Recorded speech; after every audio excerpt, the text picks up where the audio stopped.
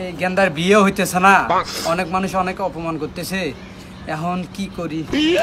আচ্ছা, ওই ওই পাড়ায় বলে বদনা বাবা আছে, এটা বলে খুব জনপ্রিয়। দেখি বদনা বাবার কাছে আমার গেন্দাটারে নিয়ে যাই, দেখি এর বিয়ে শাদী করাই দিতে পারি কিনা। এই গেন্দা গেন্দা, এদিকে এদিকে কি হইছে? তুমি ডাকো কি লিখে? কি হইছে? এদিকে কথা আছে। কি কথা? তো তোর বিয়ে শাদী হইতেছে না, অনেক মানুষ অনেক অপমান করতেছে, তো ওই পাশের গ্রামে একটা বদনা বাবা আছে, চল দেখি এখানে নিয়ে যাই দেখি। আমার বদনা বন্ধ লাগবে না, চল দেখি ওখানে নিয়ে যাই দেখি কি হয়। তোমার কিছু না হলে তোমার বিয়ে করে। আচ্ছা চল দেখি, আমারও তো বিয়ে হইতেছে না, তোর মা মারা গেছে অনেকদিন হচ্ছে। চল দেখি চল, তোর বন্ধুর পোলা মাইও হইলো, বাপ ডাকও হইলো, তুই এখনো শুনতে পারলি না। চল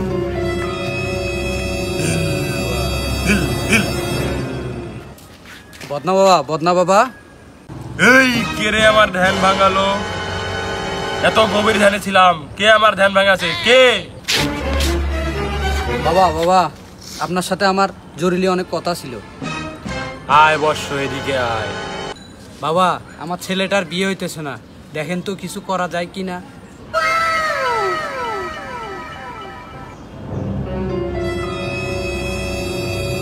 এ তো অনেক বড় সমস্যা। এই ছেলের বিয়ে হবে কি করে? এই ছেলে তো প্রত্যেক দিন 50 গ্রাম করে শ্যাম্পু নষ্ট করে। এই ছেলের বিয়ে হবে না।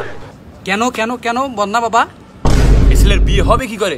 এই ছেলে প্রত্যেকদিন টয়লেটে দেয়া। গোলামের পুত, এর লাই কয়দিন পর পর শ্যাম্পু লাগে না?